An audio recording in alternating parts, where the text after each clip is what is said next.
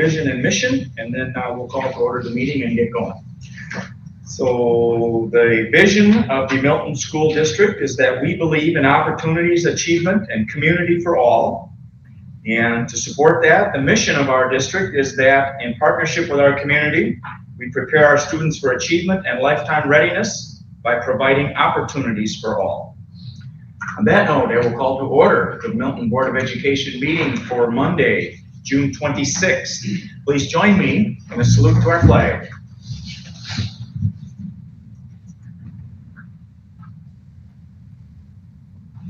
I pledge allegiance to the flag of the United States of America and to the republic for which it stands, one nation, under God, indivisible, with liberty and justice for all.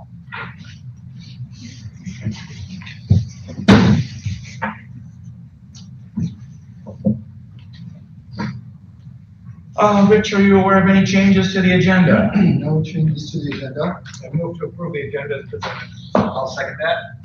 Thank you. Motion from Rick, seconded by Dave to approve the agenda. Does anyone have questions on it? All in favor of approval signify with aye. Aye. And opposed? Thank you. And the minutes are included in board docs from our previous meeting. I'll move to approve the minutes for the regular meeting held on June 12, 2023 as presented. I'll second. Thank you. That motion was from Jennifer, seconded by Tracy to approve our previous meeting minutes. Does anyone have questions on those? All in favor of approval signify with aye. Aye. And opposed? Thank you. And vouchers are letter E. I'll move to approve general checking account vouchers totaling $587,628.87 as presented. I'll second that. Thank you. That motion was from John and seconded by Dave to approve our general checking account vouchers in the amount that he enumerated. Questions on the vouchers? All in favor of approval signify with aye. Aye. And opposed? Thank you very much. Public comment would occupy the next spot, but as I picked up the sheet, we had no one that had signed up, so we will roll past. And that brings us to Rich with an administrative update. Yeah, we have, this being the second board meeting of the month, our administrators are going to share some things. Obviously, there's fewer things happening in the schools at this time of year, but we do have some things happening that are going to be highlighted. We do have a number of administrators that are out on vacation at this time, so we'll get updates from Sarah and Jeremy. Good evening. I just wanted to let you know at the K-3 level, Jen and Marcia and I, this is the time of year where we really get together and collaborate on both reflecting on the end of the year data and then doing planning for the next year. It's a challenge, as you know, to have 4 schools with 3 administrators, and so we love summertime because we have time to really get together and try to plan things so that we can be somewhat consistent, at least on those universal things like curriculum and that. So we've been doing some planning this summer, and we'll continue to. We want to, all 3 of us want to give a shout out to our custodian and our district maintenance crews. All of our buildings are having various levels of work happening, including different things from roofing to new flooring to, just having custodians that have to work around summer school. So it's been great to see all of the projects getting done, and we want to give them a shout out. And on the summer school front, we're up and running. We are over halfway through the enrichment classes, which is just amazing how quickly it goes once we get rolling. I want to give a shout out to Carrie Kleba, who, if you followed our social media posts at the district, you've seen a lot of really engaging posts. My little hand-me-down iPhone 10 takes some pretty good pictures, but not quite as well as Carrie does with her camera. And a lot of our teachers and staff have been submitting pictures too. So it's an exciting year to see so many new classes, so many new staff members bringing new ideas. We have some pretty amazing stuff happening. So like those posts and share the word. I think we can be really proud of the work our staff are doing this summer.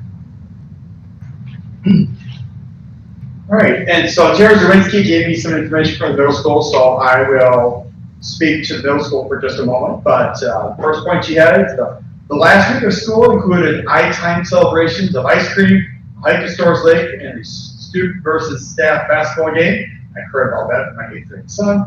On the last day, staff organized activities, including an assembly, 2 rotations of student choice, and our 8th graders watched the class of 2027 video. And this summer, a team of educators from Milton Middle School attended a 2-day conference. The conference was called Behavior Solutions, Creating a System of Interventions that provides a school environment conducive to learning. So that is going on at the middle school. At the high school, and like Sarah said, summer school is off and running. We do have courses at the high school too. Our classes for credit recovery. Not always the courses that students want to take during the summer, but actually a lot of positive things happening there. We give a lot of credit to those students and to those staff who are working in that program. Mr. Kleinschmidt is taking me to high school for this, and a shout out to the athletic performance class. It continues to be one of the most popular classes that we have. There's over 200 students enrolled at that just at the high school, and the middle school has some students as well. So it's fun to see at 6:30 in the morning when there are over 50 kids that were in the gym working at 6:30 this morning as part of the performance. So that's pretty special. Instructional teams are continuing to meet. Recently, social studies working on the new required 9th grade course that this body approved last fall. And grading team met today, reviewing our own grading practices, again, summer's a good time to be reflective, look at our consistencies within different departments, looking at our own grading policies, and also a lot of talking about how to onboard new staff too, about how grading works. As we have a number of new staff and numbers of retirements, always taking a look at how we continue to onboard new people. And as we speak, our ag science students are with Ms. Scant in Ireland. We've been seeing many of her pictures out there. Some pretty amazing pictures. We look forward to hearing about their adventures and learning about the United Kingdom dairy industry. Thank you. I think the one thing that I would add is just kind of adding to what Sarah shared about summer school, that getting into the schools to see how students are doing during summer school as I've been today, and students and staff are doing a great job with the different summer school activities. They're a mix of academics and it's a lot of hands-on activities throughout the summer. And want to thank all of our staff who are working not only on our summer school classes, but also on updating curriculum and project and doing some training sessions. Later on in the agenda, we'll be getting an update on both our MREF program and on our athletics and activities. So we'll hear a little bit more about how the spring sports and some of the successes that we had in some of those areas came out. Rich, I would just like to reiterate to Jeremy that I'm very impressed with the coaches for the athletic performance. It's not just a bunch of kids working out. Those coaches are spending time teaching proper form to students who may not know it. So I really appreciate it as a mom in the district that with a child who may not have been engaged in that type of work before, that he's not coming from her. So a shout out to them. They're very patient. They're doing a great job. So I'd like to thank those teachers and staff and coaches that are helping out with that class for the kids that may not know how to do what they're supposed to do the right way. Thank you. Jeff and I can pass that on. Very good. Anything else, Rich, from superintendent world?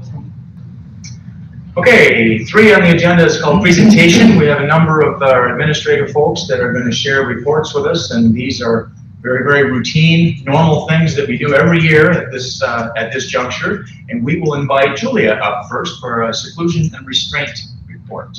Yeah. Hi, everybody. All right, so we have the annual seclusion and restraint report there for you to reference. So it's due annually every year by October 1st. We also have an obligation to send this report to DPI by December 1st of every year. All of the specifics in our board policy around the use of seclusion and physical restraint are in policy 5630.01. So I'll just kind of go through the report with you. So we have 2 district trainers. We've had them for a while, Jen Kramer and Matt Kleinschmidt, both of which renewed their training credentials this past year, so they're going to be our district trainers for another 2 years. They train all of our emergency response teams throughout the district every year. So they'll either receive an initial training, which is like an 8-hour full-day training, if they're new to our district, or a refresher training, which is a modified version of the curriculum with reminders and refreshers on certain techniques. So the training covers de-escalation techniques, it covers safety techniques, it covers verbal intervention, how to de-escalate behavior, maybe the use of our nonverbal communication and how that can impact an adult or a student that we're working with. and then the hands-on physical restraint techniques and interventions. There are debriefing requirements and there are reporting requirements that happen when the use of physical restraint or seclusion happens during the school day. So anytime it's used, we have to debrief with the team that used the seclusion or physical restraint. So the point of the debriefing is to reflect on what happened and to avoid that at all costs in the future. So that might mean problem solving with one another. It might mean talking about if there were certain triggers that happened during the day, or maybe some factors that could have impacted the behavior, and just talking through that as a team. Our 2 district trainers are available to debrief with teams as well if they just want an outside perspective of not being in the midst of the situation, because it's not a fun situation for anybody to be in. And then the reporting requirement, that is required 2 days after any incident to be delivered to the family. So the reporting requirement has to outline what happened before the incident, any techniques or strategies that our staff use to de-escalate the situation, because again, that's the majority of our training is to focus on de-escalating and problem solving to avoid getting to the use of significant physical restraint. And then it talks about the specifics that happened during the incident. So it's very transparent, very specific, and the parents or caregivers are aware of everything that had happened. And then there's a requirement that says what happened after, or what happened after the use of seclusion or physical restraint. If we look at the table, that is going to go over the reporting data for this year. So the table is broken up by grade 7, 12, and 4K 6. There is a total number of students, there's a total number of seclusions, and then restraints, and then both. Because sometimes students are secluded and restrained within the same incident, or within a couple of minutes of each other, so that's where you'll see the column that says both. We do have students with IEPs and without IEPs in our data. That happens from year to year, time to time. They could be students who are not identified with a disability yet, they could be under evaluation, or they could be somebody that had a really rough day and one of the events happened to keep themselves or others safe. So if we look at the table, we had 7 students total. So 1 in grade 7 through 12, and then 5 with IEPs in 4K through 6, and then 1 without an IEP in 4K through 6, that completes to 7. And the total number of incidents, so that's either seclusion, restraint, or both, is 23 for the school year.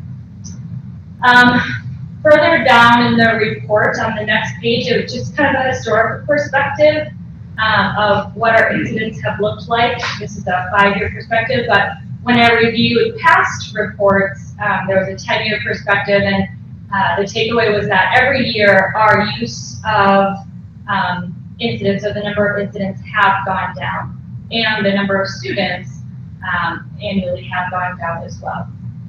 So just as a new director, the process that I have is if there's any time that I review all of the reports as well as the building leadership, anytime that I have multiple students or one student with multiple incidents, I'm talking with the team, I'm talking with the principal, I'm trying to problem solve to see if we need other supports in place, if we need further training, if we need time for that student and whatever staff is working with them to build a relationship, to gain trust with one another, to work together as a team. So those are kind of like the steps that I will take when there is the same student that I see more than one time with an incident.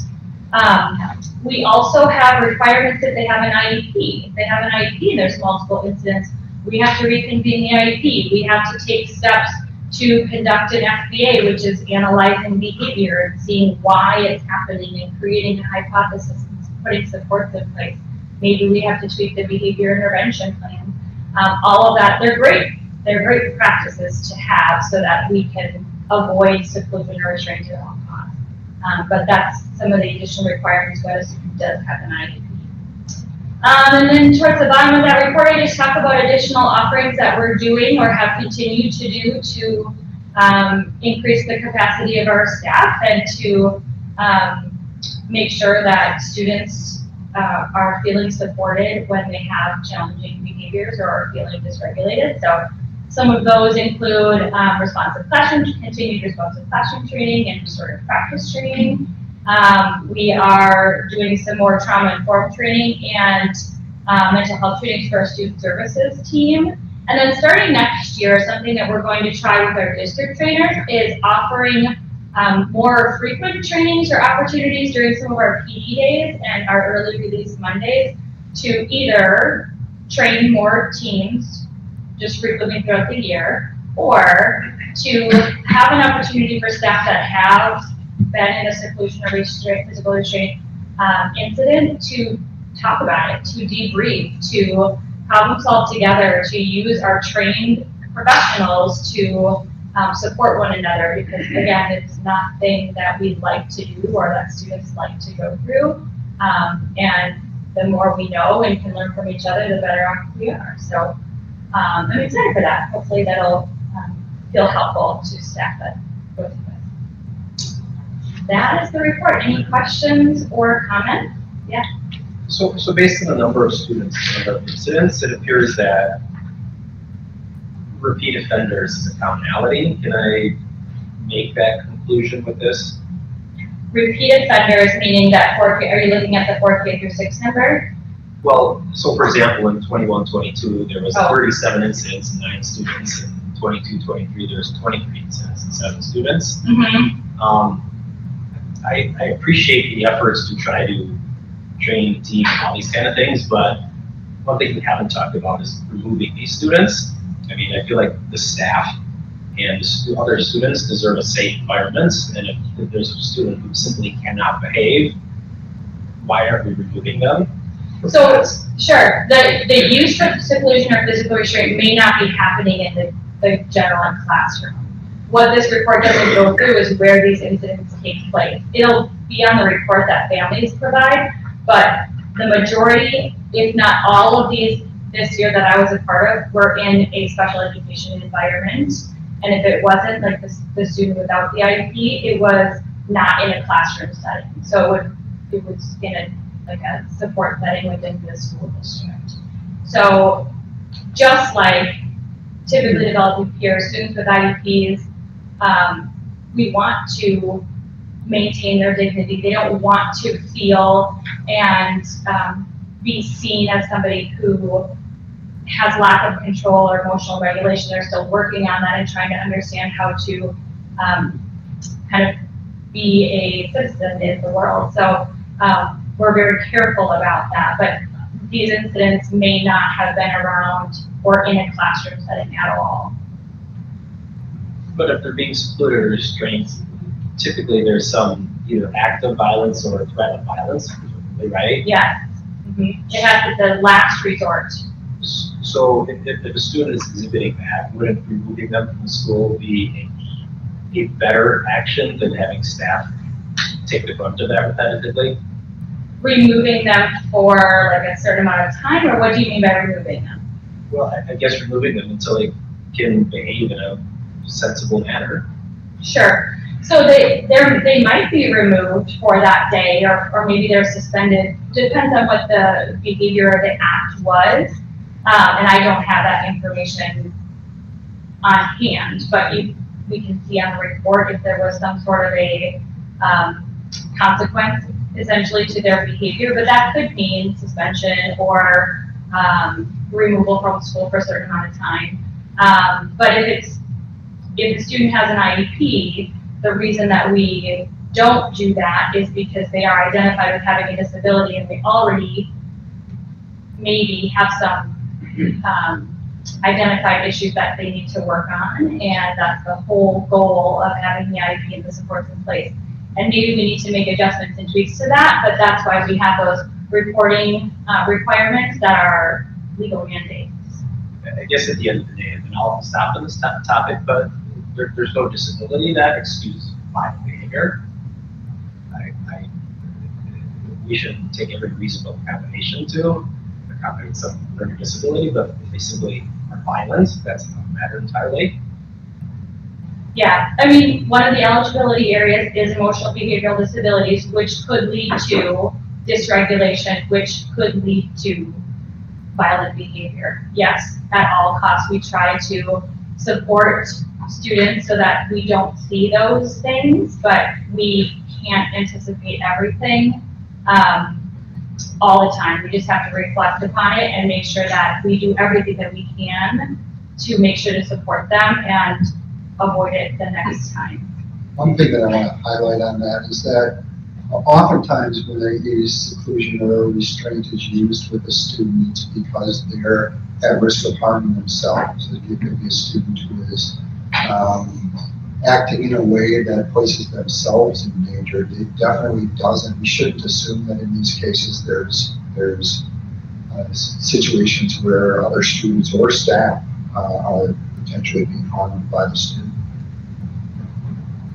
I just, first of all, I'd like to thank the staff. I have a friend who used to have to do this, and believe me, it's very emotionally draining. So my question is, how is the staff supported after an incident like this happens? And again, at the way I'm looking at it is it's at the younger grades where we're seeing, but maybe by the time they get to those older grades, they've worked through their developmental issues. When it comes to their behavior, be able to control their behavior. But how do we support our staff? The debriefing requirement does help with that. So we lean on one another, and sometimes staff really just need to, depends on how you process and how you kind of cope with those big feelings and emotions yourself as an adult. So sometimes that they really rely on each other as a team, and sometimes they need time just to decompress and be alone, and that is all acceptable and okay. It's just a matter of talking about that when everybody's regulating, when everybody can plan for the events.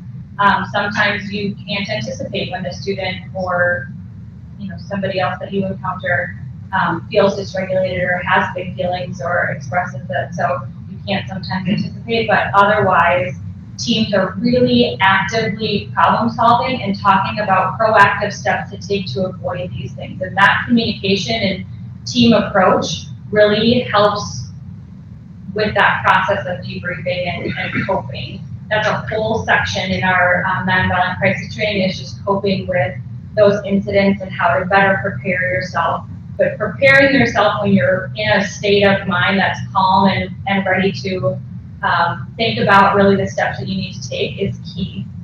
Doing it when your emotions are high, well, just like anything else. When your emotions are high, your ability to process is a little bit different, and your ability to be rational and problem solve is a little bit different. So that's what we talk about a lot with our staff. And those staff are, the ones that are doing the restraint are only the ones that are trained. Absolutely. So no one in the school is allowed to do a restraint unless they've been previously trained. Correct. And if we encounter that, where like that's the student who didn't have the IEP, who maybe had somebody working with that child that wasn't a part of the special ed team, they would be, if they interact with the child at any point during the day, they would be trained after that point. So that's why those frequent refreshers are available by our district trainers, which is great. My other question is, so it says that you have to provide a detailed report to the parents within 2 days. Yes. Are they notified the day of the incident? Yes. Okay. Yep. It's a verbal or a phone call notification, but the written report that talks about what happened pre, during, and post, and then what the next steps will be, whether that's an IEP or whatever it is, that's the written report within 2 days. Thank you. You're welcome. I think it's also important to note that based on this table, the numbers are clearly trending downward. Yeah. And so that's great to see. So that speaks to your proactive processes that your staff are using. So yeah. So thanks for that. Yeah, understanding emotional regulation and social emotional learning is still kind of a new-ish concept for staff and for adults and people that didn't grow up with it. So the more we talk about it and the more we kind of connect all of the dots as to how kids show up and how we can support them is key. So I think we're doing a really good job of that too.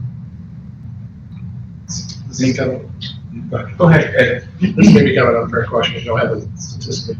Is it traditional that you see throughout the years that the middle school, high school is kind of drop off? 0 is pretty common. Yeah. So we can kind of assume that 17 on the very limited number. Very limited, yeah, and so, and that's kind of what I was trying to clarify there with the 4K through 6 number. Students are still trying to understand how to cope and understand how to regulate. We're still doing that sometimes as adults, right, or even like middle school and high school. We just have a better understanding and capacity how to do that because we know what works for us. So we're still teaching those kids who are in 4K through 6 most often how to do that, how to recognize that within themselves, how to feel those sensations and what that means, how to name it. All of those things that we kind of just do naturally because we've experienced it in our life, we're still teaching and supporting students. And so that's why those numbers are definitely, probably will always be bigger. And this is 22-23 data. You said it's going to be in October and December? So our reporting requirements for you, for me to deliver the report to the board is by October 1st. We just do the report in the summer. But then our requirement for DPI is by December 1st. And those changed, that changed a couple of years ago. Okay, but the data that goes DPI in the summer will be the same set of data, it won't include next fall. Correct. Thank you. You're welcome. I have one more question, sorry. The number of both on the chart, so it's not a double count, it's completely separate. Correct. Okay, it just can be like a coincidence that it's 6 seclusions and 6 boats, so Yes. it's not like it's double. Correct. Okay. Yeah. No, I'd also like to, agree with what was said earlier. I mean, obviously 2021, you can't really count because it was a Right, partial. there's a big drop off from, But to see the numbers going down, that's what you want to see. Because not for staff and students, you don't want to see those. So good job to the team. The points that were raised by the board are very important points, particularly that steady decrease in both the number of students and the number of incidences. For a district our size to have this few seclusions and restraints really reinforces the great job that our staff is doing in being proactive with students, addressing issues as they come up, and also, I can think back to students who had significant issues at younger grade levels who by the time they were in high school didn't have need for any because of the great work that both that student and their family did, but particularly work that our staff did in helping that student develop tools in their tool belt to handle their frustrations. Very good. Anyone else for Julia? Thank you very much. All right, we'll move on to B, and one of the other annual visits that I always do, and I think the board looks forward to, is a visit with Lance, and head of our MREC department, and we always look forward to hearing all the variety of activities and numbers of things that are going on there. So welcome, Lance. Good evening, everyone. Just going to quickly do a highlight of what we've been doing the last year. We'll go over some numbers and stuff like that. But right now, we're obviously in the middle of our summer season with our baseball and softballs.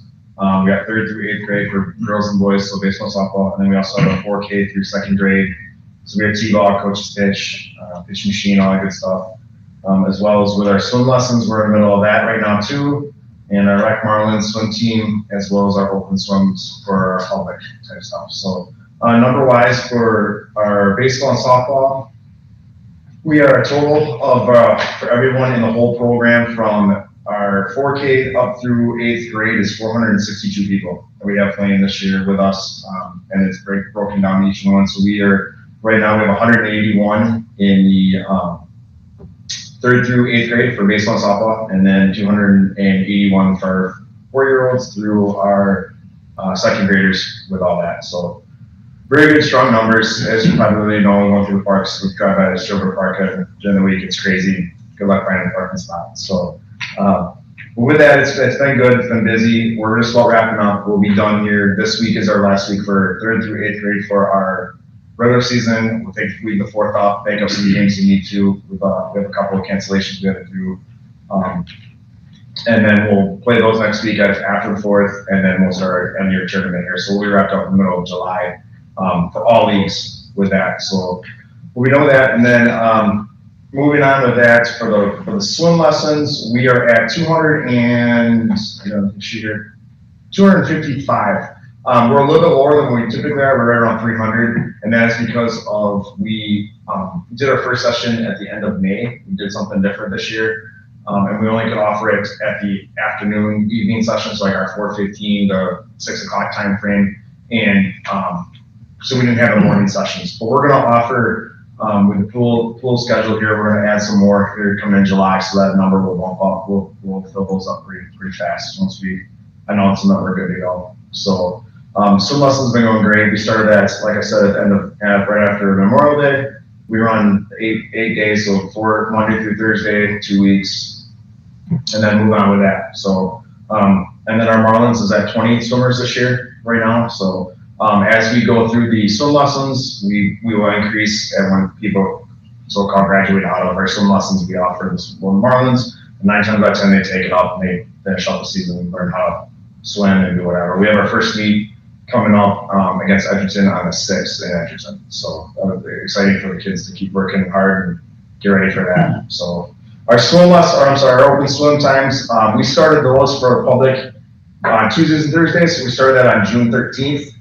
We go from 2 p.m. to 3:30 in between our lessons and our Marlin practices. And we averaged 20 to 25 people a day so far. Last week was a pretty big busy week, so how hot it was. So anticipate it'll be the same throughout the whole rest of the summer. We'll do that right up until we get done with school, or right before school starts with swim practice. We'll adjust our times with that for girls swim and keep rolling with that, keep it open as much as we can. So a new thing that I would like to do, that we are doing right now, we are doing a volleyball camp. So our volleyball camp with our high school coaches, our programs, they're going to help us run a camp, a 2-day camp for our 5th and 6th grade and 7th and 8th grade. It's a building process for our coaching staff.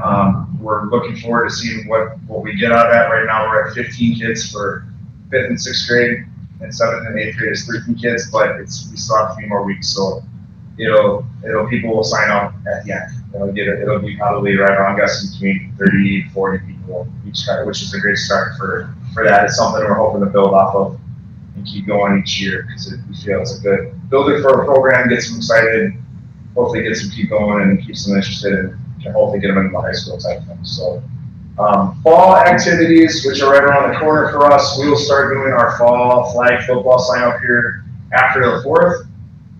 And that season will be August through October, and that will be our kindergartners through 5th grade. As of right now, I have gotten a lot of interest of doing a 6th grade league.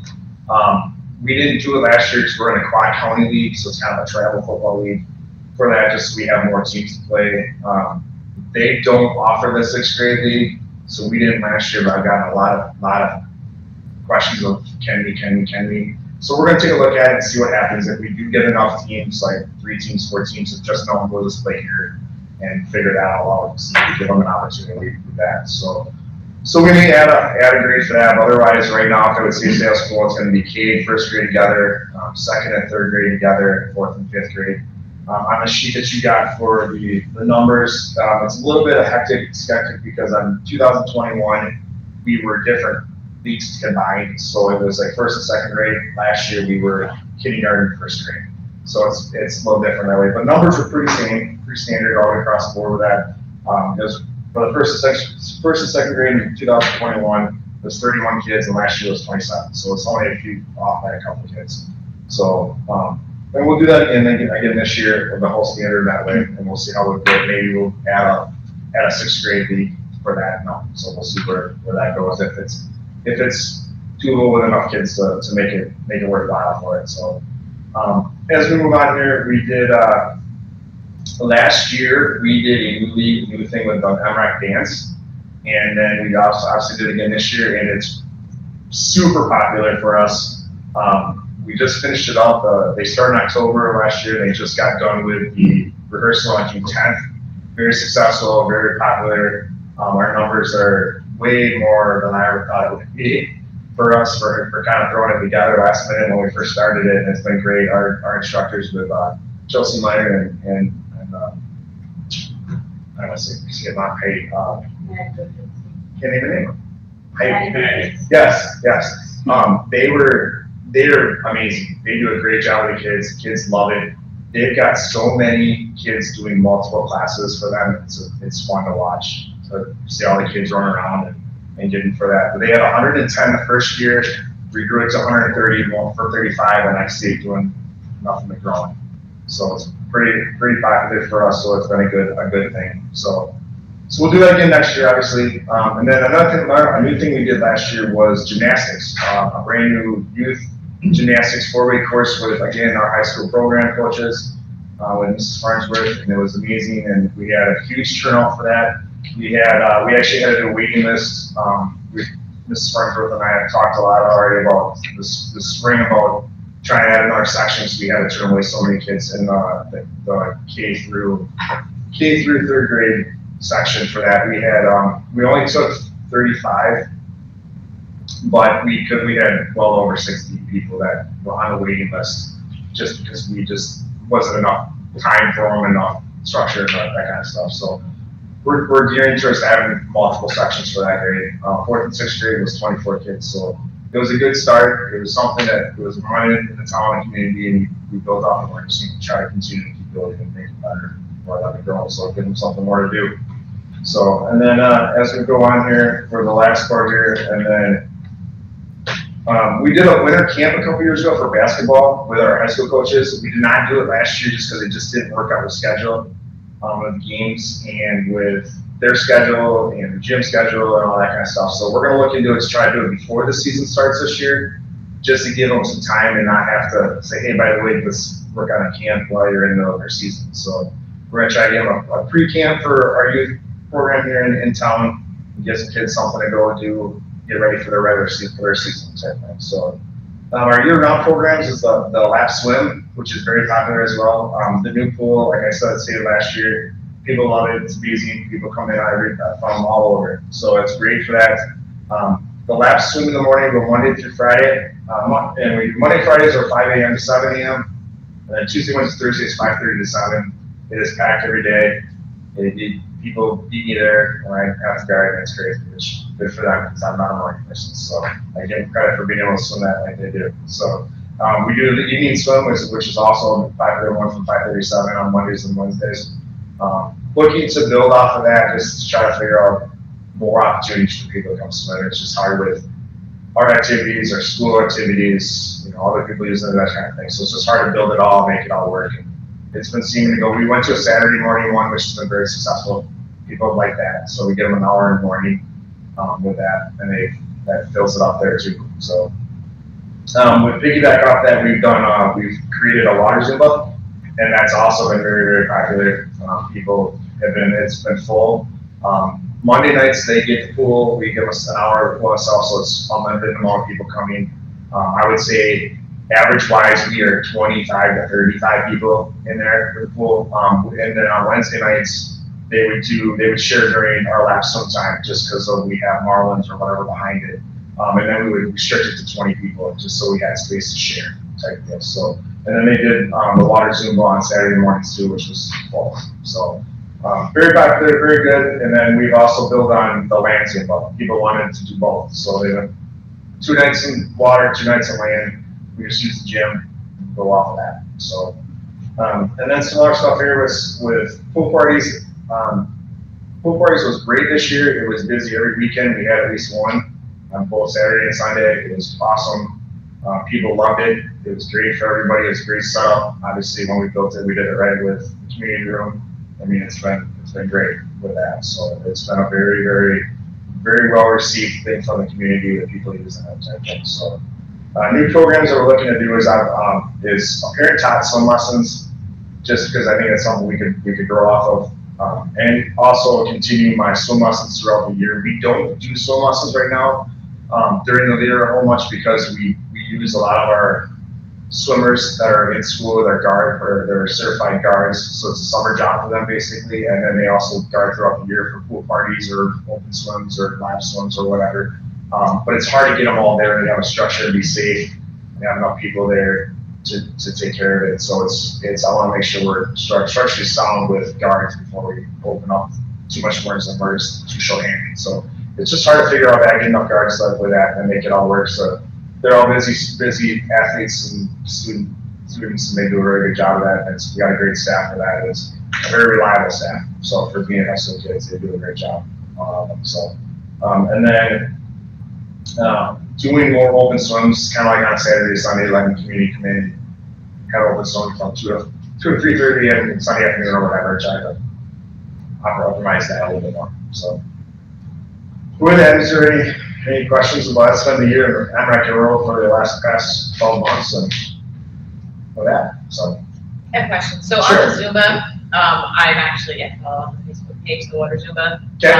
Now, is that individual a school district employee or, because obviously she charges the so public? we charge her to rent the facility, Okay. and then she gives us, she has insurance, and then she gives us insurance, and then we charge her, and she charges the people in that, yeah. Okay, Yeah. but it's all Yep. linked in. Yep, we do No, I it, see so- the popularity of it and I think Yeah. it's a great. Yeah. Football. The other question I had was on the volleyball camp. I saw one like Facebook post go out about it, but I haven't seen multiple. Is maybe because how are you guys advertising to try to get? We do, I've not done it last week. Okay. Then, I'm sure. but, we did it right away. I sent it out to the contacts I know through like, the volleyball clubs that I know people there, I know their coaches now sent it out. We'll continue to keep sending it out here more now that we're getting closer and get around fourth and then just blast it like crazy. And it's for, so I would say like maybe the parents group at the middle school as well, Yeah. like trying to get it out for their Yep. Facebook Yep. page and stuff to, I didn't actually catch that it was not for kids that were going to high school. Sorry, when I read it, I thought it was open for anyone. Oh, okay. Maybe it was just the way I read it, I could go back and read it again, but it just, I thought about, hey, I wonder if my kid would be interested, now I heard that, I'm like, Okay. he's gonna be in high school now, so Yep. that's the only other comment I have, like, great job, and I think what you've done with the pool is like, Thanks, Lance, for the report and for everything you do. And I still to this day have people tell me the field house and the pool were wasting money. I'm not going to convince them otherwise. Yeah. But your report and the numbers that Jeff's going to share with us just show me that things are going great, that stuff's being used. And it's unfortunate you have to turn kids away for things. Yeah. I understand that happens, and Yeah, that's the hard part is turning Yeah. it away, but you get to a point where you can't keep that. yeah, but So, thanks for great work. I think, So I want to piggyback off that. I've been in the pool transition from laps from the water Zumba, and it's insane the number of people that show up for that. It's crazy. It's like, get out of the way, here come the Zumba people. And everybody I talked to there said, it's the instructor. They really think she did a great job, and we're following her, so kudos to Mike and her. I've never spoken to her, but really popular program. I see a lot of people loving it and enjoying the pool, so nice work there. Awesome. Sorry. Lance, what is the player fees for each one of these sports? Not each one, like So, baseball, softball. So baseball and softball are 60, little hitters, big hitters 55, football 60. That's our big ones. And then we try to like, swim lessons is 35 for the 8 days. Marlins is 85. Dance goes off of per session that they do type stuff. So it can be like $50 up to a couple hundred if they do multiple dances type stuff. So. Anybody else? Thank you, Lance. Thank you, guys. Yep. Keep up the good work. Thank you. All right, and on that same theme of recreation and athletics, we'll have a report or an annual look back, if you will, from Jeff Spivak. Welcome, Jeff. How's it going? First, I'm going to shout out to Lance. I give Lance a lot of credit because since I started working here, I used to say, Lance, you should do this, you should do that. He does it well. So we've seen a lot of growth in that rec, and Lance should get a lot of credit for that undertaking. So just my shout out to Lance. I'll start really quick here. Lance took a really long time, so I'll try to shorten it up. I'll just run through this. A couple highlights. Number one, we're looking at education-based athletics here. We're student athletes first. I think something that we're incredibly proud of. Our MHS student athletes have a 3.25 GPA as a whole, which is almost a half point greater than the high school average as a whole. So that's one of those things I feel like has to be discussed or justified some way. The value of education-based athletics, that what we do is an extension of the classroom. It has a profound impact on the education of our students, and there's the proof of that. So that's something we're very proud of, and something we're tracking more by team, by grade, to see how athletic or, participation in athletics and activities impacts a child's education. So that's a great thing. A bunch of Hall of Famers this year, and a lot of these guys got a lot of credit and a lot of accolades and everybody heard about. The one I want to really give a shout out to is Christine Farnsworth, our gymnastics coach, was entered in the McGuanago Hall of Fame as an athlete in gymnastics. So that's really cool. She'd never tell you that herself, so I wanted to put that one out there. We also had a bunch of coaches this year, coach All-Star games. So Alex Olson and Ian Kirst participated in the WBCA basketball All-Star games as coaches, and our softball coaches, Kurt Muzzy and Kevin Grant, did the same for softball. So that's a great accolade for all those coaches. Tracy brought up her happiness in athletic performance class. It makes me super happy. That's been an incredible undertaking. That started about 18 months ago. That feedback will be really welcome and it put some smiles on some faces. We've done a lot of work on that. That's a program that we see going forward as a cornerstone of our athletic department and experience. Something we're really excited about, and Tracy, you'll get one of these at the end of the summer. We've developed this athlete dashboard, which creates an athletic profile for every student who takes that class. That the more they're in it over time, we have more and more data points to track. It's really hard to explain, but it's really cool. It's something I'm geeking out about as kind of a sports nerd. So you'll see that, and hopefully you'll like it, and your son stays in it, and just get more and more feedback. So that's been a huge area of work that we've undertaken the last 18 months that we're happy with at the moment. Talking about facilities and why they're important to have. Another thing that happened in the last 18 months, we had unprecedented hosting of large-scale events. From WIA regionals and sectionals to Badger Conference tournaments, some things that we could never have hosted before prior to the new field house and the new pool. That's listed there, I'm not going to go over all of them, but that's a great thing. That was one of our goals, is to bring more people into our buildings, or more or less to show them off that we can do these things now. That's profoundly impactful on our community. A couple other things. We made a point this year and moving forward, every season we want to celebrate somebody. This fall we had a special football game celebrating Jerry Schlem. This winter we had the wrestling duel against Dover. We celebrated Dan Burnett and Bob Johnson. This spring at a baseball game, we celebrated, I forgot. Who? Mike. Yep. So one thing that we're going to do moving forward is to continue to celebrate those people that have done great things in the past for us every season. That's been a good thing as well. And our baseball and softball teams continue to do some things, play at ABC Supply Stadium. Softball team going to Burbage, Florida, which is great. Moving forward, out of high school, we have 12 athletes that are going to go play collegiately at the next level. Highlight there, Hannah Dunn going to UW Green Bay for golf at the Division I level, and Royce Nylo going to UW Madison for wrestling. So those are some really exceptional student athletes. All 12 of them deserve a lot of credit. This year we had a lot of team success. It's a very good year. This fall is highlighted by a few things. Football being a playoff qualifier. Girls golf, we had 2 athletes qualify for state, Hannah Duck and Bethany Bidra. And we had a sectional qualifier, Hannah Kim, that sport tennis. This winter, boys swim, again, Bartles qualified for state. Wrestling had a very fine year. We had 6 sectional champions who all went to state, 1 state champion in 8. This spring was a great spring for us as well. We had one of the better boys tennis teams that we've had in recent memory. Reed Washkowiak went to state #1 singles. Logan Ethan and Colton Conway, #2 doubles, state qualifiers. Track and field, the same thing, especially our boys team was highly successful. Ethan Mitchell qualified for state in the long jump, triple jump, and 110 hurdles. Garrett Vallejo, high jump.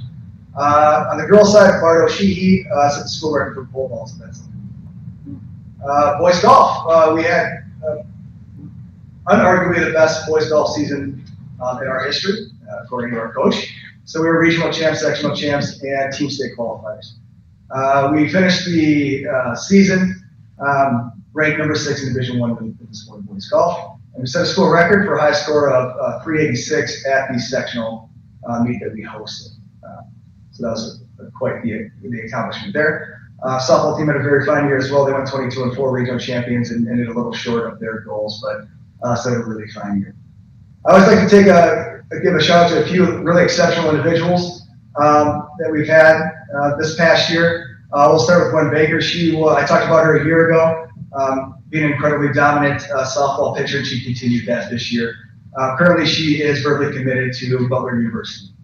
Hannah Dunn had a really incredible, she's one of the most humble people I've ever met. She'd never tell you how successful she is, but she's qualified for state in golf and gymnastics, which is a pretty incredible combination. And she's going to be somebody who's going to be in the Athletic Hall of Fame someday, and just a highly successful career.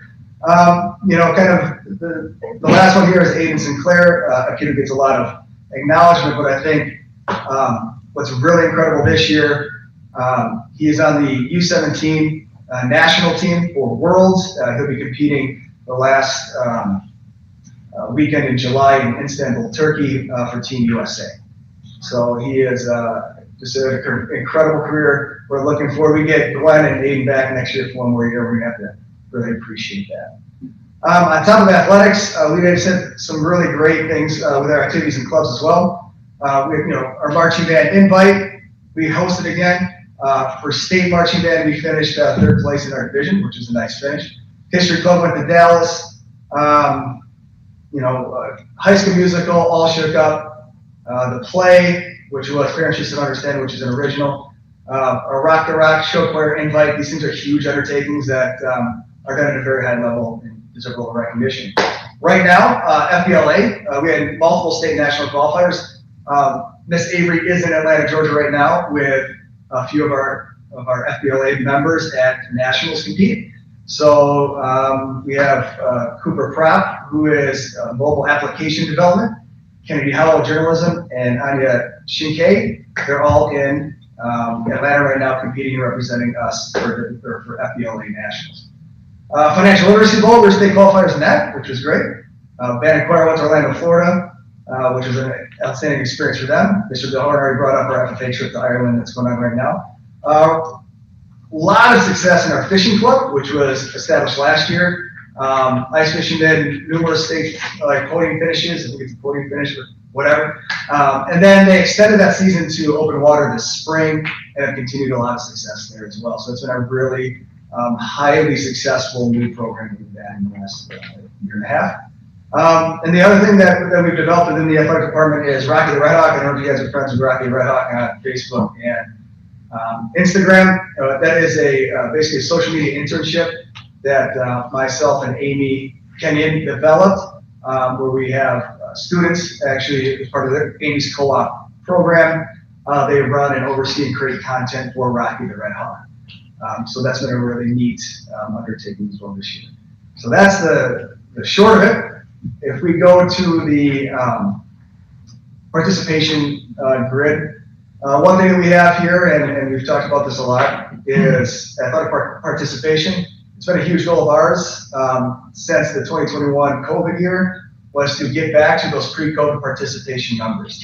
So, and again, I'm not going to go over the last 5 years sport by sport with you. If you just go down the bottom and you see the total number of participants, for this year, for the 2022-23 school year, we're at 761. 5 years ago, it was at 752. So very happy about kind of that rebound after COVID. Well, we've had a slight decrease in enrollment as well. So the actual percentage of kids that are participating in extracurricular athletics is going up. So that's a huge success and a goal that we've had as well. So that we're very happy about that, and hopefully those trends continue moving forward into the next few years. So that's what I got for you. Any questions? Any questions for Jeff? I hope we continue that Rocky the Red Hawk thing. That was a great way to just hop on there and see if there's a game tonight or. Yeah, so I'll say the young ladies that we employed with our internship for that did a phenomenal job. And we saw that as a huge win-win because there's a group of kids that want to get into social media marketing and all that stuff. So like Tim Huff and our business department also kind of helped us out with that. And we made the kids apply for the job. They went through a job interview. So we tried to make it a real learning experience.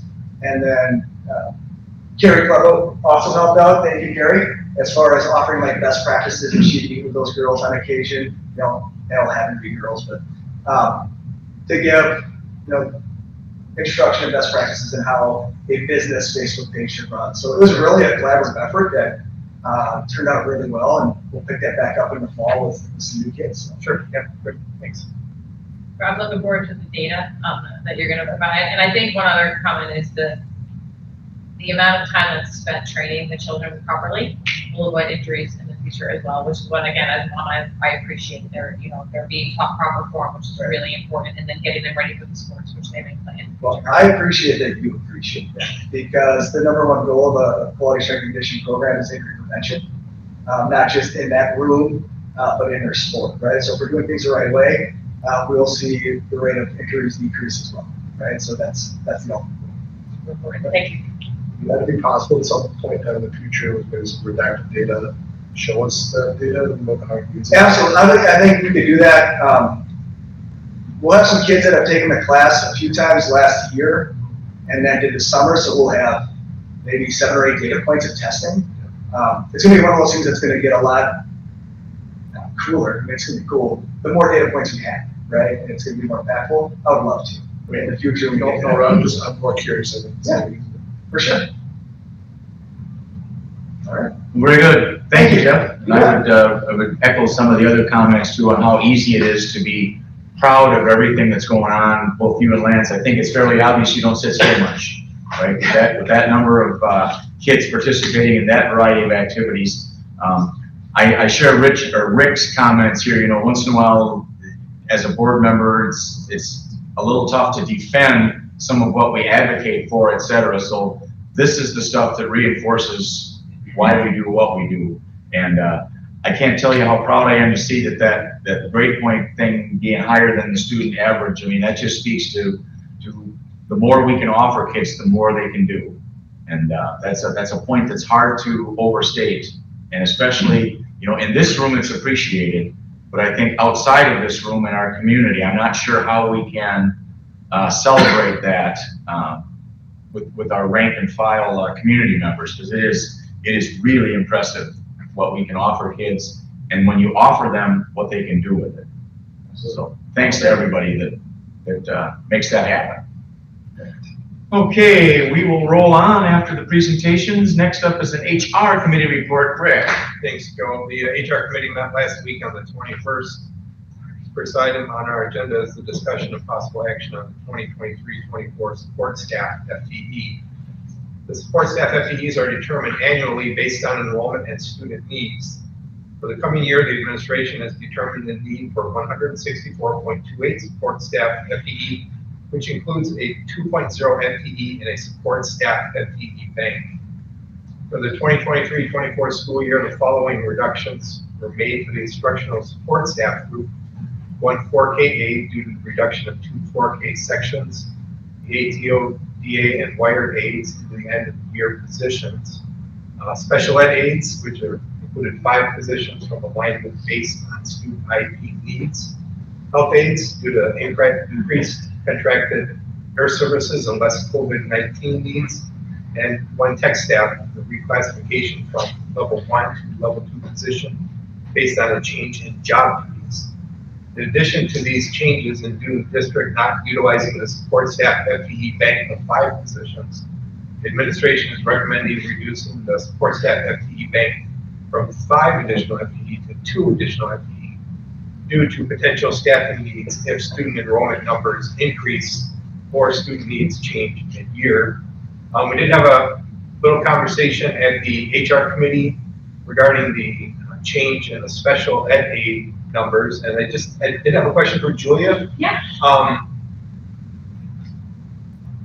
That was, a decrease of five positions, which seemed a little large to me, so I just want to make sure that our students and our staff are going to get the support they need, even with those given reductions. Sure. Yeah, and so, just because you don't know my process yet as being new, what I do is I look at the IEPs, because the support staff are assigned because of IEP needs. It's all based on student needs. So I look at the IEPs and the allocated time that students receive support from those professionals, And then I collaborate with building leadership and say, here's what I'm thinking based on the IEPs that I reviewed. I collaborate with special ed teachers, and then I, could potentially go back and make my adjustments and then my recommendation from there. But it is truly based on what is written in those IEPs. We did have a larger group that left the high school. Some of the 18 to 21-year-olds, some students just graduating that had a significant amount of needs in their IEPs, and we just don't have that need anymore. We also had a student with some significant supports leave the district. So that's kind of where that number comes from. But I do appreciate the additional, I know we went down from 5 to 2, but still having that flexibility, because tomorrow somebody could move into the district that has a significant amount of support in their IEP, and we have to meet that obligation. So it ebbs and flows all the time, but that's kind of my process and analysis that I go through to make sure student needs are met for sure. Sure, thank you. You're welcome. Just a reminder that for the board that bank exists, just like Julia said, so in case someone comes in and so that they can hire someone without having to come to the board first to get that approval. Of course, it would be on the next board meeting's staffing report. Unlike the certified staff which we approved last meeting or last month, what was the last meeting? Okay, yes, so that it would have to come to the board first to be changed. So. Any other questions on official staff that I can answer? Yeah, if you could expand a little more on this. So that's 5 aides. So these are the ones that support our teachers to give them enough time during the day to obviously meet with the kids, because these are the aides part of it. This isn't the actual teacher. There are special ed aides, and then there are general ed aides, and the special ed aides help the students. So they're not supporting teachers in any way unless the student has like a 2-on-1, so to speak, if their needs are, sometimes they're very little, so their bodies are very busy and you need to kind of help with the situation. They would be like a para and a special ed teacher, but otherwise the paras only support the student needs within the general education classroom or when the special ed teacher's not with them. And it's not due to paring down of the IEPs to provide less time or services. No. My concern would be, well, we have less folks now, so we need to look at these IEPs and we make less time for those students to provide those services. Like, that's my concern, is we're trying to fit a number, our students into a number versus trying to support, bringing more paras or more special ed aides to help them in those classrooms. Yeah, it's only based on like what's written in the IEP. So, but that's reviewed every year. Yes, it has to be reviewed every year. And that's why I look at them at the end of the year when all the IEPs are complete. So let's say we have a student who had a certain amount of minutes of paraprofessional support in their IEP, and then next year that's increased because maybe needs are increased or because academics are just getting a little bit more rigorous and they need some more support within the general ed classroom that the classroom teacher can't always support. Then we would have to increase that time and potentially look at our allocation. But I don't make those decisions as to what's going to happen next year. I just have to take it as it is and give my recommendation based on that, just what's in the current IEP. So there would be enough, so if I were to look and I look at this from afar and say, okay, based on our current enrollment, the 5 decreases based on the people that are graduating, and the one that left the district only. It should have 0 impact on those that are currently in the district because those IEPs have not yet been rewritten. Correct. Fair enough. Good question. And just to clarify, if we do get to the point where we need 2 more FTE, and we need 2 more, we just have to come back to the board to pass 2 additional. So the bank that's right there now, if, it depends on when, John, if we were looking at doing that over the summertime, I'd put together a proposal with Julia, like we had done in the past, or the past couple of years, like with Susan, we prepare the proposal to the board. And we would add those and work on keeping that bank once we get into the school year. Because once we get into the school year, the student comes, it could be a day or 2 when that student starts, and then we're looking to get some job posted, interview team, hiring somebody. They have to maybe give 2 weeks if they're currently employed, so it's a longer turnaround time during the school year.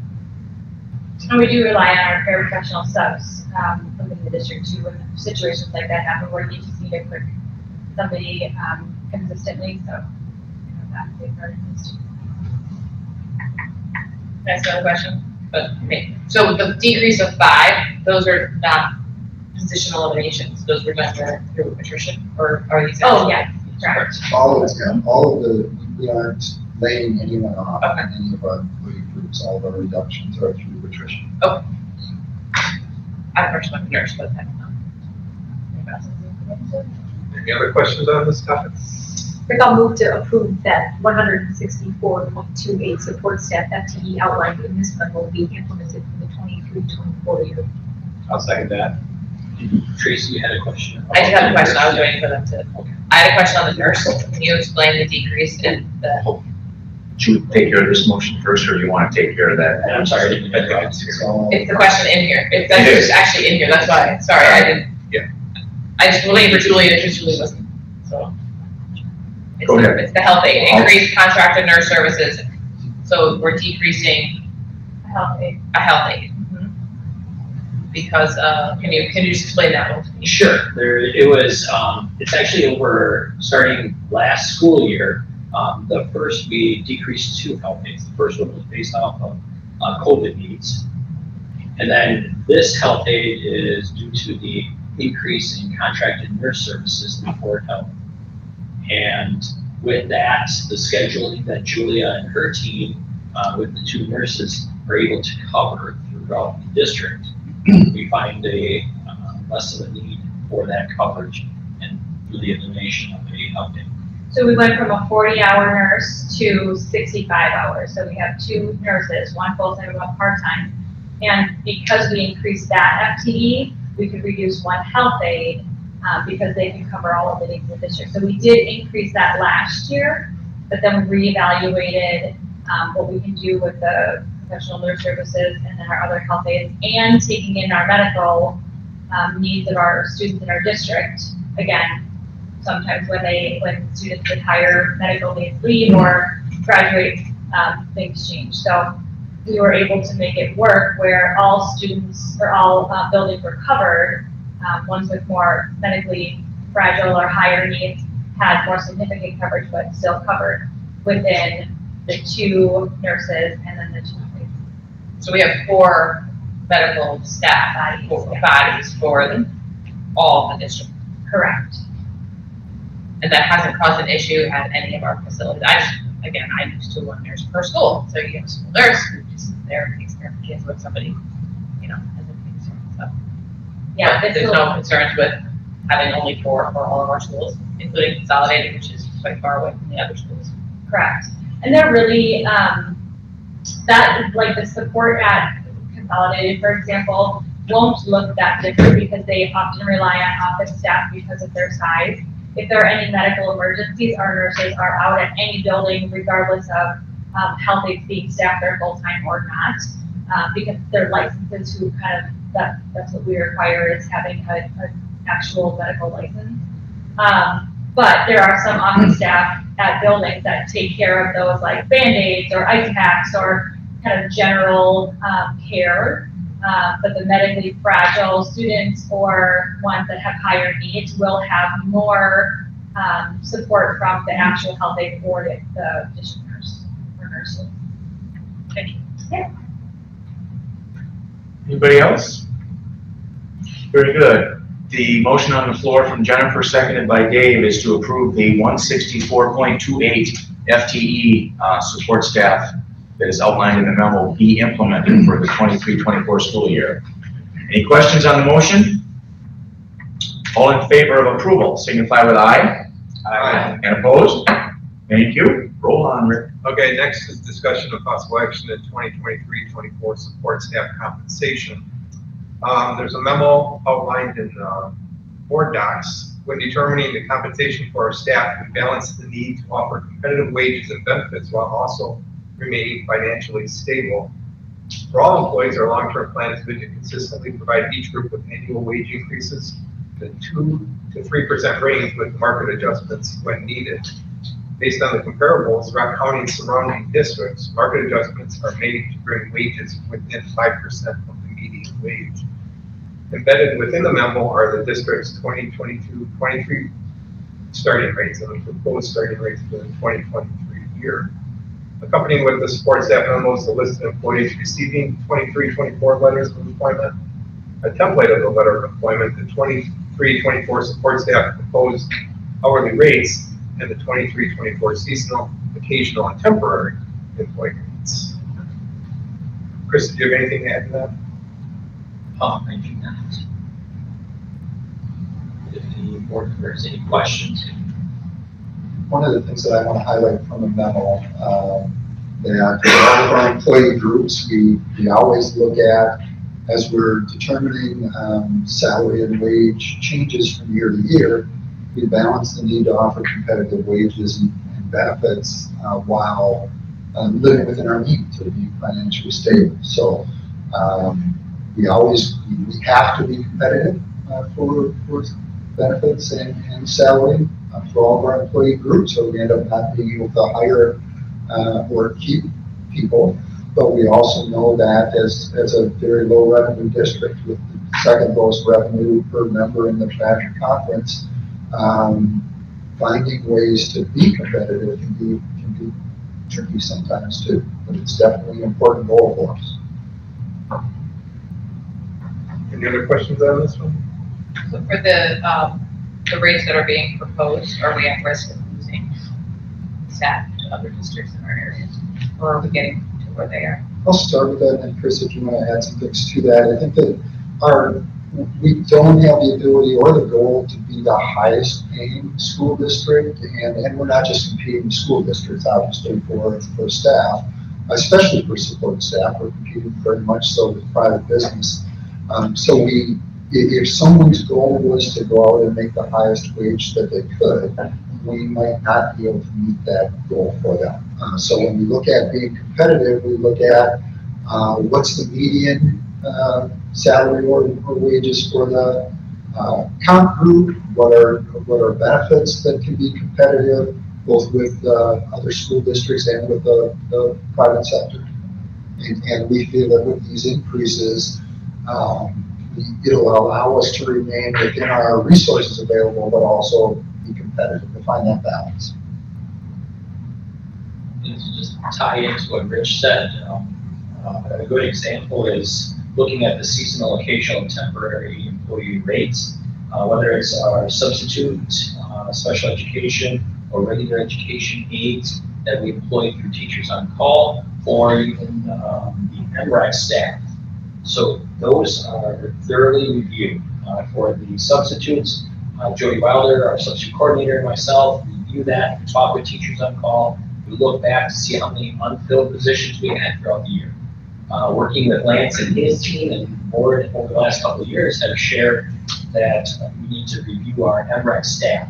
So Lance has done a thorough review looking at surrounding districts, surrounding aquatics programs to see where our staff are at and how can we compete and try to attract and, more importantly, retain our staff that we have right now.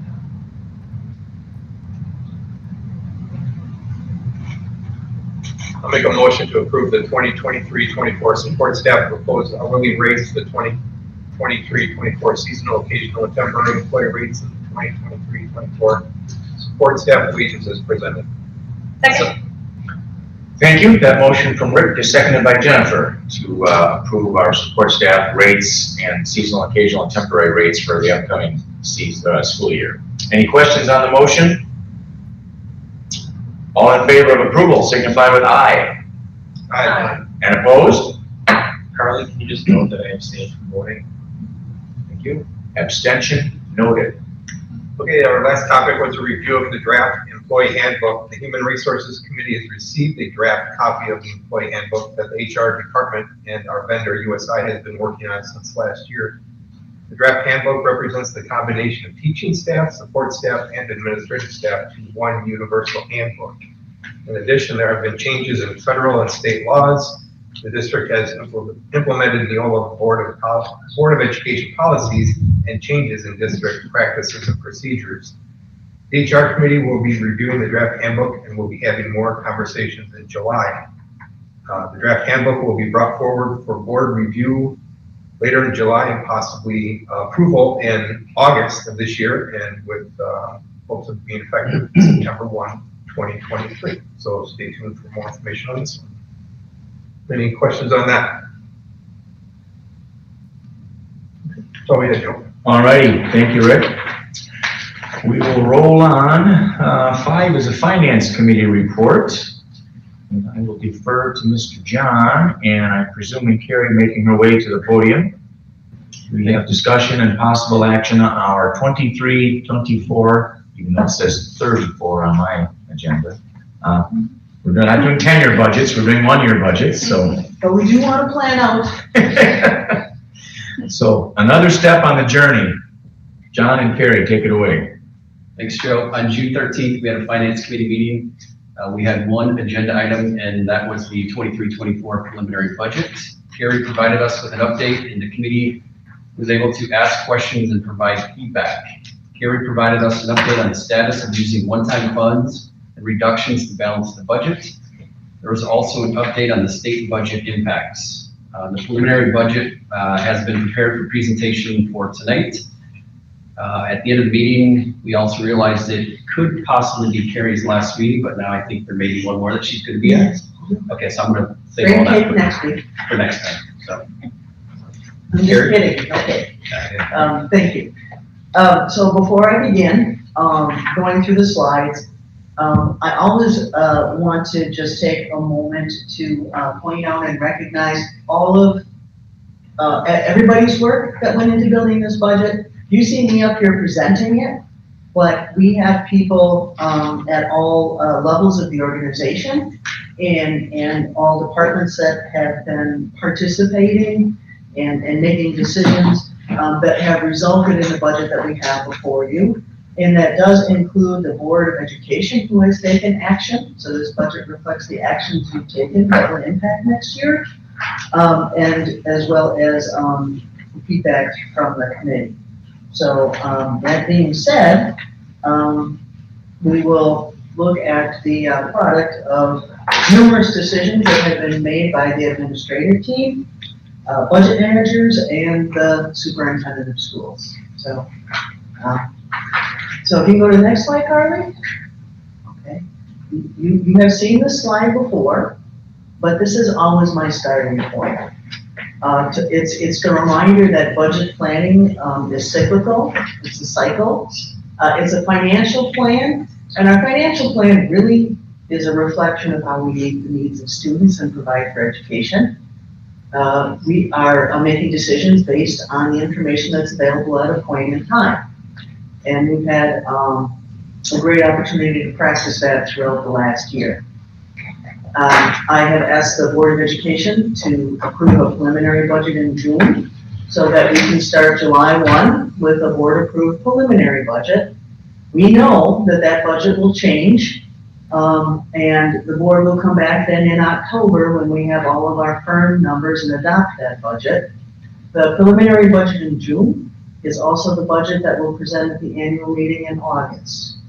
And then the last step, which is another August, is that the current year's budget, we typically adjust in August. So throughout the year, there are a lot of changes that are happening in that budget from when we originally adopted it. And we typically come back in August to have the board approve the revisions to reflect everything that has happened throughout the year. When we are working on our budget planning, we are always making estimates and projections, and I'm going to emphasize at a point in time. And we're identifying our sources that we also refer to as revenues. And then we're identifying our purposes or uses of the funds, which is another way of saying expenditures. So that being said, I want to walk through kind of where we were in the spring. And then kind of walk us to the process and to the point that we are now. So in the spring, we were estimating a revenue limit increase of $125 per pupil. We have been using a 3% expenditure growth. And then we also then did our enrollment projection update in the spring. And so if you look at the slide, you can see I have a circle around $125 per pupil. And the resulting revenue output and then expenditures increasing at 3%. The 44,858,314, that reduction is related to the revenue limit, as well as our use of one-time funds. If you recall, in 22-23, we used a little less than $1 million of federal funds as one-time funds to balance the budget. As noted below, you can see that we're again working on balancing our budget with a combination of reductions and one-time funds. And we had also talked then last spring about waiting to see what happens with the state funding when the legislature and the state legislature governor approved the state biennial budget. Since that time, then, we also looked at increasing student fees, which gives a slight increase in our revenues. And then we also focused on making reductions. And you can see the reductions when you approve the certified staff FTE. You see that we have fewer positions, and tonight you see that we have fewer positions as well. And so those are related. There were also department budget reductions and some reductions in other areas to get us to that balanced budget. Okay. So if we can go to the next slide, I want to kind of talk about the revenue side of the equation, because ideally our revenues would equal our expenditures and have a balanced budget. So I do believe that the state budget, as we know it now, increased the revenue limit per pupil to $325. We had estimated $125. This results in an increase of approximately $330,000. There was also an increase in the low revenue ceiling, and if you're eligible, you will receive that increase. We are not likely to be eligible. And then there are also some increases in categorical aids, including special education categorical aids. So what I want to do then is walk through what does $325 per pupil mean for us in Milton. And so to do that, I'm going to need to talk about revenue limits, which you have heard me speak to, and I would like to walk through again. It's kind of tedious, but it's very linear and very logical if we can walk through how it's calculated. If you would next slide, please, Carly. So when you're looking at the revenue limit calculation, the first step is to figure out what your prior year controlled revenue is. And you heard me refer to the base. So step one is kind of figure out the controlled revenue that you had last year that you get to bring into the new year with you. Then the next step is to look at membership. And remember, membership is a full-time equivalency. Students as a full-time equivalency and includes summer school FTE as well. And then in the formula, there's increments, and we've talked about two of them. There's the per member increase this year. It could be 0 or it could be a decrease. And then there's the low revenue ceiling. So you take prior year revenue divided by prior year membership, get a value. And then there's an increment that can be used to increase that value. And then that again is multiplied by your current 3-year average.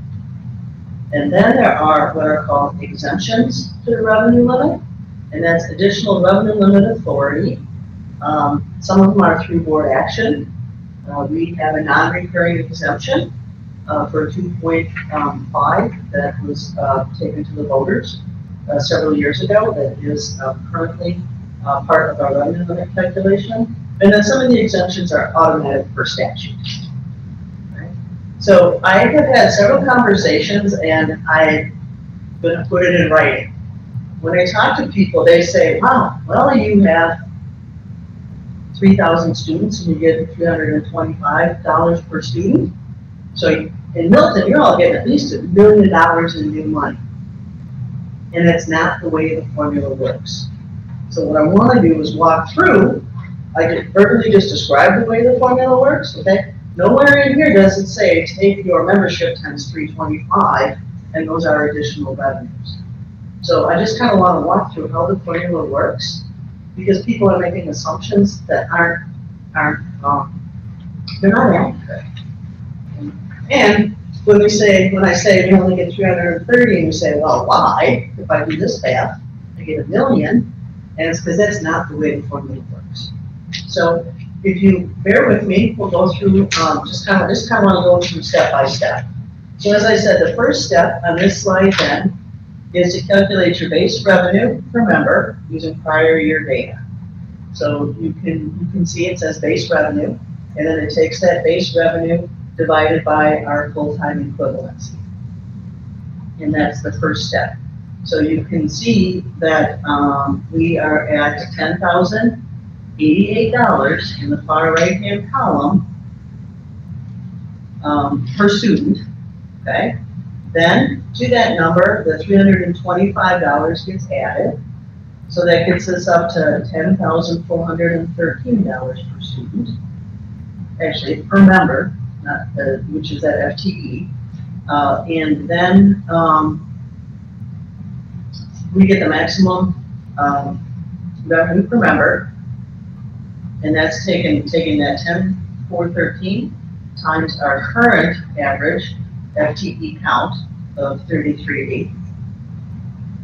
And that does include a projection for the fall, so that number can come in different, but right now with our projection.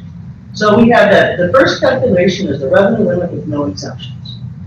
And you can see the purple line there, we have about $150,000 more than we had 2 years ago if I compare the 35. 051206 to 35. Okay, so that's the first step in the calculation. I think, Carrie, before we move on, can we pause and see if the board members have any questions on that portion before we look at the rest of the calculation? Good idea. Is what Carrie described. Are you following along with the?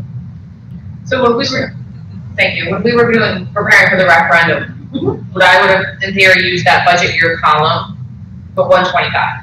So that would have been when we were doing the numbers 10,213, and now 88, 325, now it's 10,413. Correct. Okay. Yeah. And that same number, 3380? I'm sorry? That same number, sorry, 3380 of students? No, that's been updated as well from when we went to referendum. Up or down? I would have to look. I would have to look. We use flat FTE, so based on those assumptions, actually if I reflect, based on those assumptions down. Down, okay. So 3430 would have been a closer number to the referendum number? We used, correct. So when we went to referendum, we used flat resident counts in our formula. Flat resident counts, flat open enrollment counts. Mm-hmm. And now that we have a better idea of what both of those things will be, they're coming really updated. Mm-hmm. Yeah, because you can see that the deficit was higher, actually, doing the referendum work than now as well. Any other questions on how base revenue? But we go in at step 1. And then if you recall, base revenue is generally what we have carrying forward into the future, which is why it's so important. So then the next step, if there's no questions, is to take to that base revenue amount that we calculated, what exemptions do we have? And I think since we went to referendum, we're quite well versed on, there's 2 different types of exemptions. There's 2 different types of referendums, which also mirror the types of exemptions. One are recurring, and then the other one is a non-recurring. Non-recurring exemptions are adjusted annually, whereas recurring exemptions are added to the base revenue in 1 year. So if you look at when we move into the exemptions, the 2 pieces that I identified in yellow, one is the hold harmless exemption. It's not called an exemption, but it behaves like an exemption. And basically says that your base revenue can't be lower than what it was in the prior year. So the 34,825, 231 in 22-23, if you look on the prior slide, is the same number that was the base revenue from the prior year. And so what happens for one time, you receive additional funds. And so that whole harmless, even though it's below the line, it's actually included above the line. And when you have an annual exemption, you get it for 1 year. So that means that our base shrunk by at least the amount in that whole harmless. So there's two different types, okay? We talked about recurring. And one of the recurring exemptions that we have been able to claim is for transfer of service. And transfer of service is when services are provided by one governmental agency or unit and get transferred to another. For us, those are typically students with disabilities that have IEPs that require us to hire additional staff, or we have a new cost associated with them. So not every child, but if we have children and we need to, we can't absorb them into our existing system and have new costs, you get to do a transfer of service for those costs. So that then becomes part of our base revenue if it's recurring. And then we talk about non-recurring exemptions. And I really don't like the way this one is labeled. It's labeled declining enrollment. But we have worked very hard to distinguish between enrollment, membership, FTE, but the exemption is called declining enrollment. And so it's the same thing with the per pupil increase. I'll keep saying per member, but the worksheet said per pupil. So, but that being said, what happens when our FTE resident count goes down, since you saw before how that is part of the calculation, built into the formula is a buffer so that in the year, your FTE or resident count, which includes summer school, goes down, you have a kind of a one-time window to make changes. And you have seen us do that. If you recall last year's budget, when we approved FTE, we had a reduction in FTE to align with our enrollment. That enrollment also includes non-residents, but that is also a non-recurring exemption then that drops off and gets recalculated in the following year. We also have a non-recurring referendum of the 2.5 million. And then I don't want to belabor the point, but the next step after that is the private school voucher aid deduction, it's called. And basically what that is referencing is that if we have a resident who attends a private school that participates in the voucher program and is eligible for that voucher is funded by school districts, and then the school district is given additional levy authority to pay for that private school voucher. So that's the last of the non-recurring exceptions. So after we work through the whole formula, you can see on the slide there, the outcome then is on the far right, that's circled, $329,826. And I just put down below, not the 1.1 million with my back of the napkin back. And so I just think it's important that the board understand that you really need to run the numbers in the formula when people are talking about what happens in a district. And what happens in one district may be the same as another, or it may be different depending upon all the other things that have happened in the formula. So thank you for bearing with me, because I do think it's important that people understand that we have $330,000 ongoing. And again, it goes into you really need to try to through the formula. Question. When I first, oh, sorry. I do have a question. So I'm still struggling with this, and again, I appreciate the explanation that you gave. But as board members, if we're in the public and someone says, you're getting $1.1 million, I as a board member can't say to them, well, you need to run the formula and it'll tell you we're getting $300,000. So that's how I would approach it. So my question is, high level ballpark, and I know that you don't like to do that, but, and I had sent you an email, can we reverse engineer back? I tried before the meeting. Okay. And part of the problem is, for me, and I'll keep working at it, but I'm not there yet.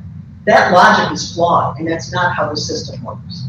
So I think the short answer, how the system works, is that we're not starting from the same point we did last year. And I think that's part of it. That is a big piece of it. When we talk about it, maybe that's the easiest way, right? If you do that, you're assuming this is all new money. And you're assuming that whatever we had in the year before follows us into next year. And that's not what happens. Every year, we're starting at a different point. And so over time, we may not have that. The other layer is that this is a per member calculation, and there's multiple averages that go in. The 325 is to help figure out how much you get per member, but then that needs to be multiplied by the current membership. The easiest one for me is to go with, don't assume that what you had in the prior year you're going to have next year, which is really obvious for us if we look at, yeah, that's the right slide. If you look at 21-22, right, we had 35 million with the hold harmless, and then you look at 22-23, and you can see that it went down. So we're coming into 23-24 with less than we had in 21-22. What is that, about 200,000 less? I think. So that's if you go to the revenue limit with no exemptions line, you can follow the money going into one year to the next. And so you're right, the answer if someone asks you is that's not the way the formula works. And a big piece of the formula is how much did you have last year in control revenue. That would be the first place I would go in that conversation. So the 35,196, the starting point. Mm-hmm. Can you, oh, you guys can't, I can do it because I can scroll up my slide and look in the back. You say you're not starting from where you started from last year. So if you go back one. So go back to that slide, you can also see it, the very first line. The base revenue, so the 35, then currently we're at 34, but that 34 doesn't come from, that's the starting point of this year, but it doesn't necessarily show you how you got to that starting number, which is the ending number from the year before. Because wouldn't the 35 carry up to the 34 to be the starting point? No, it doesn't. The base revenue is calculated every year, and it's that per member time membership. So nothing, unless, in the way the base grows is by having those recurring exemptions. But the way what shrinks the base then is when your FTE are not the same as they were in the prior year. Does that help? Yeah, so one of the biggest, based on this, a big piece of the decrease is going to be the decreasing enrollment numbers. FTE. FTE. It says enrollment, but let's talk about FTE. Because when we look at our enrollment is fairly stable because of students choosing to come here from other school districts, the resident. Non-resident students coming in. But yes, it says, yes, correct. Would it be possible to get after this meeting, this same calculation, but with keeping enrollment the same? Just to see what the actual impact is of the FTE? We can do a flat FTE. Sure. Just like an ad hoc flat, just for my curiosity, to see what is the decreasing FTE actually, how does that cost us versus losing the home farm lists and. Okay, so and it would be the FTE in the current year because the prior year has already happened. Absolutely. The other thing we have going on, we can do that, the other thing to be aware of too is included in this FTE is the year that we had significantly fewer summer school FTE because of COVID. So that experience is still part of our 3-year average. Mm-hmm. And so that's another thing to be mindful of when we look at that. like I said, that's why enrollment really isn't, it's what it was called, but that's not what it is. Thank you. All right, well, thanks for bearing with me through revenue limit calculation. Are there other questions on that slide or that information from board members before Carrie moves to the next one? Okay.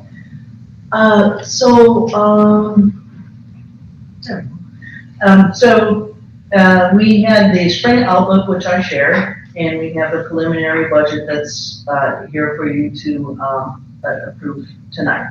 And so there's the two pieces, as I said, we have revenue estimates and we have expenditure estimates. And so if we look at the spring outlook and the budget that we landed on and how we account for the difference, part of that difference is due to, excuse me, the change from the 125 to the 325 in the revenue limit formula. So one of those increments was increased. They're talking about increasing a special education categorical aid calculation. So in my estimates, I went with a 33% reimbursement rate. We may or may not get that because it's a sum certain appropriation, not a sum sufficient, meaning that they identify a pot of money and they're estimating that we'll get 33%. We also had an increase in revenues from open enrollment in. We increased student fees. And then that reminder that we are using, if you recall, the board took action to use the ESSER funds to make our Apple payments. So in this budget, we have approximately $500,000 of one-time money then to use to meet our expenditures. And that's referenced in the number as well. If you go to the next slide, please. On the expenditure side, in the spring, our outlook with the 3% increase was to have, the budget was hitting the 47.3 million. And now that we're approving the budget, you can see that we have made reductions in the expenditures. And so, so that's the expenditure side of the equation, and we had talked about one-time money making reductions. And then those reductions, as I had mentioned, are really in employee positions or hours. And then we also reduce supplies, materials, and purchase services. So department budgets were also reduced. So those are the things that we have cut from the budget to come up with a balanced budget. And so if you go to the last slide then, the last slide is just a high-level summary of the different funds that make up our budget. And I'd just like to quickly go through them. Okay, our general fund is our operations fund. And you can see that if you look at the revenues and the expenditures, our budget is balanced, being mindful that we're using one-time grant funds to balance our budget. The special education fund reflects the additional cost of implementing IEPs and serving students with disabilities. The debt service fund, this is referendum debt, which is Fund 39. We don't have any debt that is not referendum debt. And I just want to call your attention to the revenues are not aligned with the expenditures.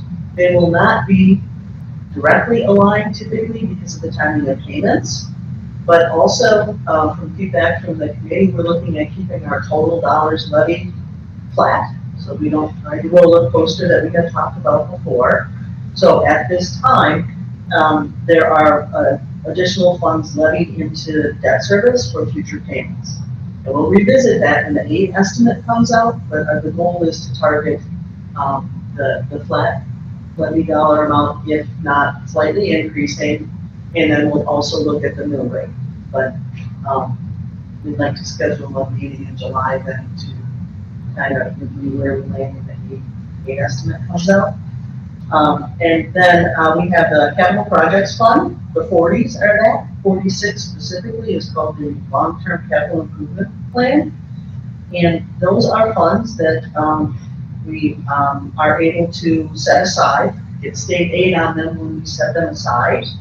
And they would be available to be spent on April 17th, 2021. So we have a few more years. Food service is that, it's providing school nutrition and meals for our students. The employee benefit trust fund, we have spent quite a bit of time talking about OPEB and other post-employment benefits. Fund 73 is a trust fund that is set up to segregate those funds. And right now, what you're seeing for revenues and expenses in that fund are around providing the health insurance benefit. And what we do is we fund enough in that trust fund to make sure that the expenditures we have are eligible for categorical aid, special education aid. And so those numbers target our ability to capture that aid. That's a typical target. We're still working off our current actuarial study, and if you recall, changes were made to the benefit, so that will impact the cost of that fund in the future, but not this budget year yet. And then finally, we have the community service fund, which Lance was here to talk to you about. The MREC activities are part of the community service fund. Also, our community parks are supported with the community service fund. And that is a combination of tax levy and then with the MREC programs fees that are charged for students. So we maintain Central Park, Children's Park, and then provide the framework for the other activities to happen. Did you have any questions? Gary, you mentioned the one-time funds, 500,000 this year. I thought earlier you said it's close to $1 million. Is that over the 2 years? So last year was $1 million. It was actually 920. So our 22-23 budget, we used 920,000 in one-time funds. And so this year's budget, we have, it's actually 490,000, but I'm saying about 500,000 of ESSER funds left to spend. And we're going to use them then to balance the budget this year. I think what John might be referring to is the use of funds for the one-to-one. And can you talk through how that played out to make sure everybody's on the same page on that? So I think I got it. So the board approved the Apple lease one-to-one. Okay. So the board approved spending our ESSER 3 funds on Apple leases. So one of the payments is happening next year, and that's what this 50,000 is for next year's Apple. 500,000 is next year's Apple lease payment. The other payment that we made in the current year was then paid for with those grant funds as well. But that's not, is that what you were talking about? I think so. More about that. But because we didn't budget that ESSER funds one-time money for that big payment. The This current year. Yes. So So that money that we didn't spend, we used the one-time funds for, like, walk me through that. okay, that's not following you into the next year. Okay, so when I talk about bringing the budget revision, in August, I'm actually going to target it to try and get it done before I go, so there's a lot going on. So, that doesn't follow us into the next year. That made this year's payment that we, paid Apple with. And so I'm still working on the current year budget, but if you recall, one of the things that we need to fund is the change in our, post-employment benefit. And we had talked about a catch-up contribution. And I had talked about doing that catch-up contribution over a multi-year period to make the funding work, okay? What this will allow us to do is look at total funding in the year. And then we may have funds that will be used to build fund balance because of the claim. And then the decision will need to be made on what to do with that fund balance. And that's not a tonight decision because we have to finish working through the budget. But if that's the other layer of this, and we can talk about it in the finance committee meeting, we currently have fund balance designated to build to balance future budgets. If you recall, we ended up receiving COVID relief funds after we had balanced our budget 2 years ago. And so those funds then we identified as tag them, if you will, as money to be used in the future if we need it. So we need to kind of revisit that decision. We need to look at where we're at and decide if we want to kind of add to that future bucket or if we're willing to let it go and just build it into our fund balance, understanding that as you move forward, we may need to use fund balance to balance the budget. There's a lot of information. Is there a timeline on that, or is that an internally set designation? Like the board set that designation, it's not like they were set for us by the federal Correct, government, okay. There are fund balance designations that the state requires us to do. But this is the board deciding that we're gonna set that money aside for future budgets. And so that decision then will be revisited along with, where we land when we're finished implementing, the current budget. So just backing on to what John was saying about that, what you're saying is there will be extra funds to be able to fully fund that change in benefit because we've shifted something else around to maybe do it, but is that the wisest decision when we know that obviously no one's gonna vest that many people will vest in year one to the catch up, or do we need to look at to say how many could possibly vest at that catch up? I'm looking at that as well. Fair enough. We look at the cash flow, impact when we work on it, and there's a figure identified in the cash flow, but we don't want to over, but if we end up funding more than that money, will be forfeited back to the district. So it's not like it's gone, it's not the employee's money until they actually meet eligible requirements. And that isn't, and that has to do with, retiring. But yeah, I hear you, and we're reflecting on that and trying to find the optimal balance. Agree, you don't want unfunded liability sitting on your financial statements, I completely understand that there's a risk there. So I understand that. I don't, I really have any questions. And I have another question, but. My other question was on the debt service, so in last year, we levied $1 million, correct? Is that what the district levied against the debt service fund to our taxpayers? It was more than that, or they used that money to buy down that. Yeah. Okay, is that in here again? I was trying to understand what. Yes. So another, we're gonna keep that same level rather than let that fall off to our taxpayers. At this point in time. Okay. And that's what, it's not, nothing's a done deal. At this point in time, we're looking at managing the levy, and a lot of times the goal for the board is to keep the levy from doing this. And so this is one of the strategies you can use to keep the levy from doing the roller coaster. When we talked about going to referendum, one of the goals was to have a gradual impact on the levy as well. We had a drop a couple of years ago that we addressed with that defeasance.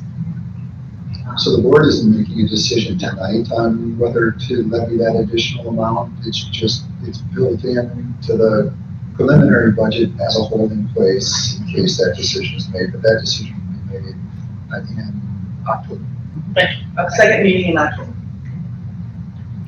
Carrie, a couple things. First of all, thank you so much for this. This is great. And with the finish line in sight, thank you for not phoning it in. I appreciate it. I know that it contributed. This is very helpful. I know you're at the end of the rainbow here. You didn't have to work so hard, but thank you for doing that. I'll put my head down and judge until I'm done, but thank you for recognizing that. I appreciate it.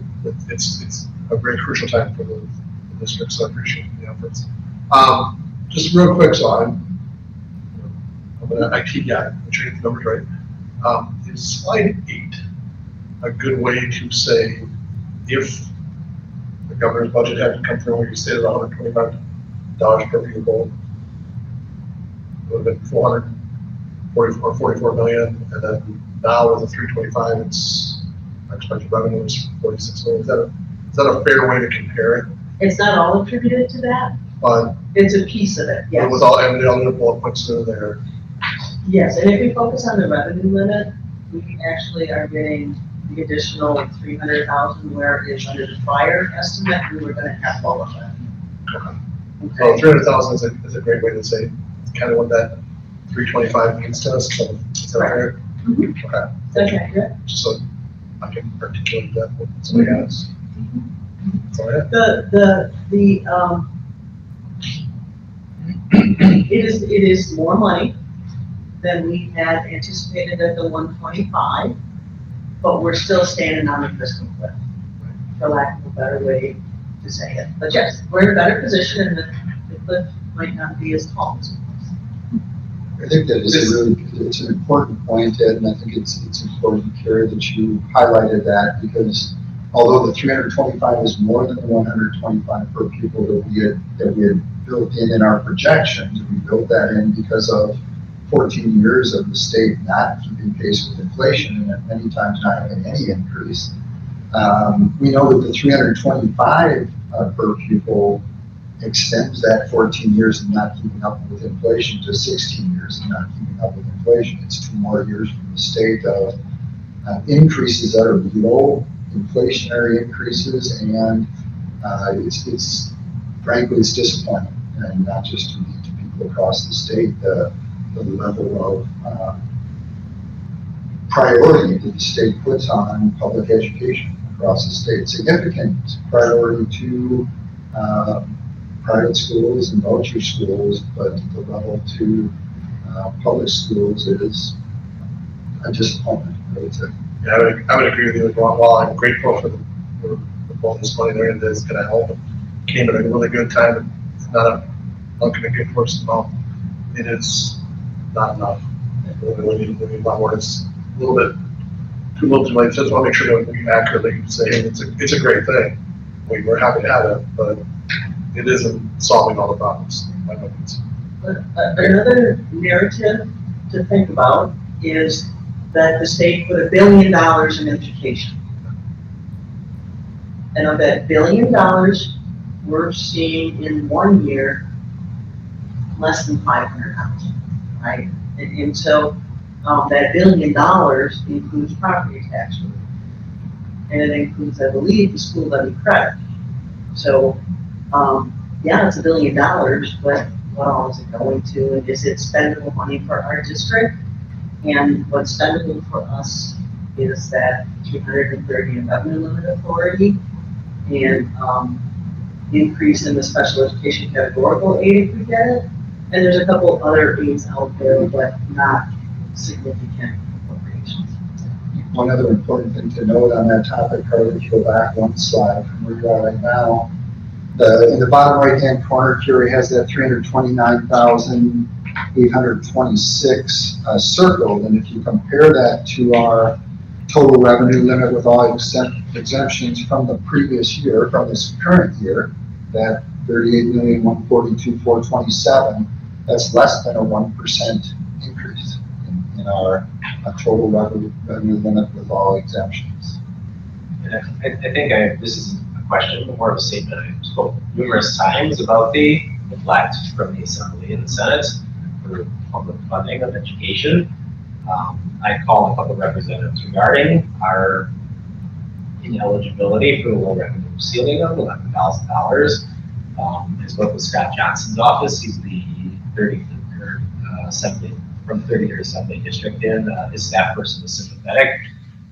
He served on the school board at Port Atkinson for a number of years, and the message I had received was that he had been advocating for a change in how that is calculated as it relates to our eligibility in other districts that are considered low revenue.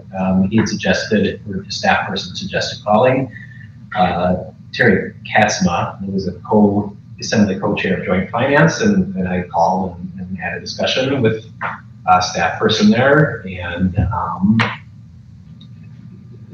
their prognosis at this point was not particularly positive as far as as the Assembly or Senate's likelihood of really giving a damn, I guess. That's using my own words, but you can put that in paper if you want.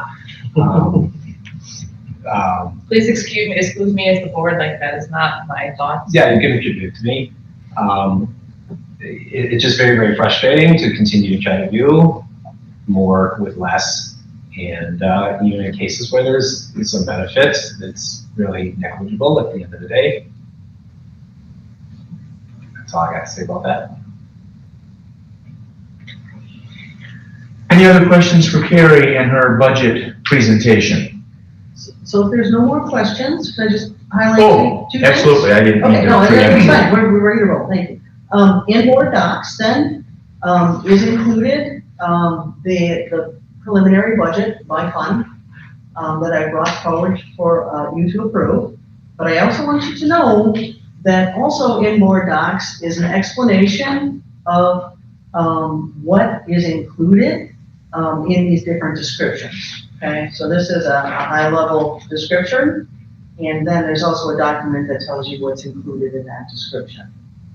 And these are descriptions that are required, per the, school accounting system. But I just want you to know that's in there. So if you go, what is undifferentiated curriculum? You can say, you can read the description and figure out that it is usually, an elementary classroom teacher.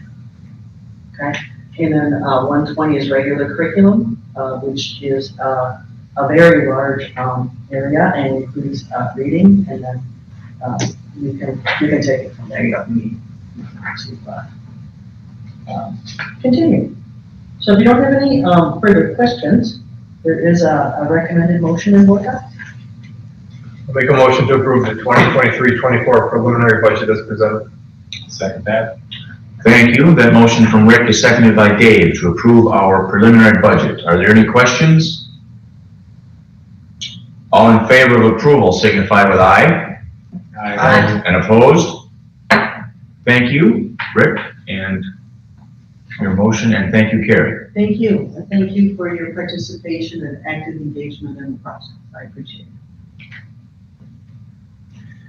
All right, we will roll on here. 6 is new business. A is our discussion and possible action around the 23-24 summer school staffing baseline.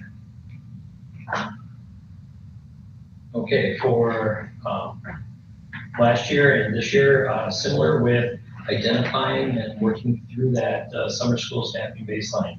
The human resources and the payroll departments continue to work towards establishing the expected baseline for positions and hours for the 23-24 summer school period, which is the upcoming fiscal year, starting July 1st, encompassing August, and then jumping ahead to June of next year. So the information outlined here identifies what our anticipated instructional hours are, our anticipated support staff hours, the number of positions for instructional staff and support staff. And then it's broken down for July and August of 23 as well as June of 24. And the number of summer school hours and staff for June of 24, so a year from now, is based on the hours and staff that we are utilizing right now. Why is there such a drop off from June to July and August? So June is where it's our busiest time for summer school. And for July and August, the summer school programs for the extracurricular activities goes through the first week and a half of July. And then we have a few additional remedial classes that are taking place, and then a few classes in August for making a move within our side to middle school or middle school to high school. So there's not as much classes or not a lot of hours and staff. So is the ones that are needed for credit, is that all done in the month of June, then done basically by? Credit recovery goes 6 weeks, so that's part of what's part of it. That's when that goes longer than the fishing, the chocolate. So the fun ones are only in July? They're done. I'm sorry, I apologize. The non ones are for credit side. That is correct. That's the majority is done in June with a week and a half in July. Will be done, this year we end after the 4th of July, so the enrichment classes conclude on July 7th. So there's only 3 paid days in the whole month of July for the majority of our staff. And then those high school, as Jeremy said, the high school credit recovery and athletic performance, those classes go a little longer, but the bulk of our staff are part of the original. Okay, thank you. We'll make a motion to approve that the number of instructional hours not exceed 6,407 and support staff hours not exceed 2,854 for the 2023-24 summer school program. Any additional hours not listed in the baseline will be subject to board policy 4111 and brought forward to the board for review and possible approval. I'll second that. Thank you. That motion by Rick, seconded by Dave, is to approve our summer school staffing hours for the next year in the amounts that he listed in his motion. Questions? All in favor of approval, say aye. Aye. And opposed? Thank you, Chris and Rick, for that. Thank you. B, as Jeremy is walking up, is discussion and possible action on Milton High School extended field trip requests. Okay, so we have one, usually we bring you all these all at once, but we have one additional trip. We have a new soccer coach who is looking to do a 2-night camp for varsity soccer in August to the woods and for joining us. I move to approve the Milton High School extended field trip request. Is that it? Second. Thank you. Dave's motion is seconded by Rick to approve our extended field trip requests. Are there questions? All in favor signify with aye. Aye. And opposed? Thank you. C is discussion and possible action on a resolution for the School District of Milton regarding administration of district bank accounts with First Community Bank. And we'll have a subsequent one for Bank of Milton. Carrie, do you want to give us an overview of that, please? Sure. This is just related to my transition out and my new person coming in and them having access to what they will need to do to have their job. Ross, new person will be starting on July 1. And so we thought we'd get ahead of the game and get them set up. I will be staying until the 15th, but I'd like to transition with rules that effective July 1. I'll make a motion to approve the resolution of the School District of Milton regarding the administration of district bank accounts with First Community Bank. Second. Thank you. Rick's motion seconded by John to approve our district administration with district bank accounts at First Community Bank. Questions on that? All in favor say aye. Aye. And opposed? And D is very similar. Apparently, you know, I abstain. Yep, abstention noted. And D would be a very similar action regarding our accounts with Bank of Milton. I have one question before I go on that one, that I should ask before. If this person does not actually start, these motions will be vacated. I believe it should say effective July 1st in the documentation. The actual resolution would have that. The actual resolution, Actual resolution has July 3rd. July 3rd, okay, yes, which is a Monday. We'll call on. I'll make a motion to approve the resolution of the School District of Milton regarding the administration of district bank accounts with Bank of Milton. I'll second that. I'm sorry for the second. Dave, thank you. Rick's motion seconded by Dave to approve our district administrative accounts, district bank accounts with Bank of Milton. Questions? All in favor say aye. Aye. And opposed? Thank you, and thank you again, Carrie. Thank you for the question. Miscellaneous A is staffing report, please. I'll move to approve the staffing report as presented. Second. Thank you. Rick's motion is seconded by Jennifer to approve the staffing report. Questions on it? All in favor signify with aye. Aye. And opposed? Thank you. Gifts and donations. I'll move to approve the gifts and donations with gratitude. Second that.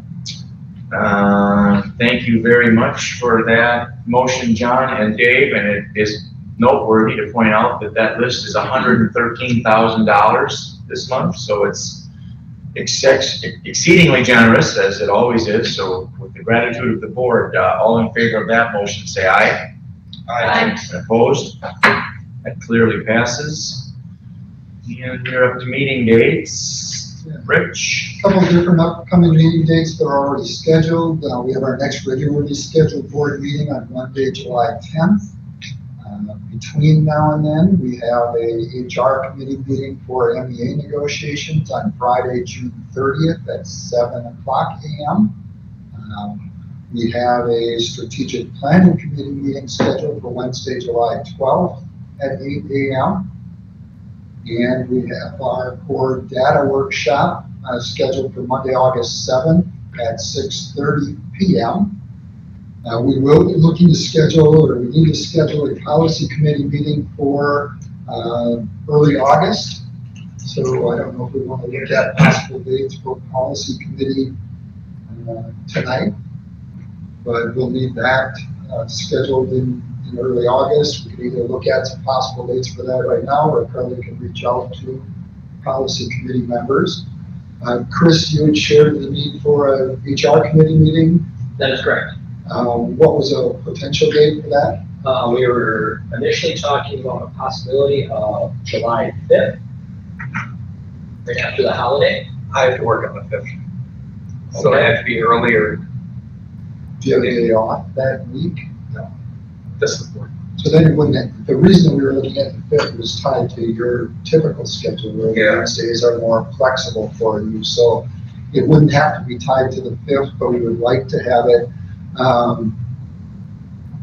that week if possible. But we also realize that that's a holiday week and people might be out of town. Chris, is the main agenda item to walk through more in depth the employee handbook? That is correct. So that we can incorporate any feedback and thoughts on policy from the handbook, from the committee, and then get it out to the full board in time for the full board to have time to take a look at it. What about the 12th? The 12th would work, I believe, with Rich and Carrie's schedule. It would work fine. Okay. But that, We can do it on the 12th if that's the day it works, but Chris won't be available that day. Well, Jen or John, does that work for you guys? Jen? We have a strategic planning committee that day on Wednesday, the 12th, from 8 until 10. Yeah. Want to do it after that, Jen? Sure. Want to say 10 on the 12th? 10 a.m. on the 12th. And then, what's the other meeting on the 12th? Strategic planning, strategic planning committee, What time is that? 8. 8 until 10 a.m. And then Carrie had earlier mentioned the need for a finance committee meeting. Carrie, is there a best date range for that finance committee meeting? It sounds like the 12th is very busy, so we could look at the 13th, if that works for the finance committee meeting. Or 13th or 14th, otherwise you're into the next week. So that would be the 19th. Does the So if 13th you work do the for? week of the 10th, we'll both be there together. There is some value in doing it while both Carrie and Ross are there. Does the 13th work for finance committee? I'm available.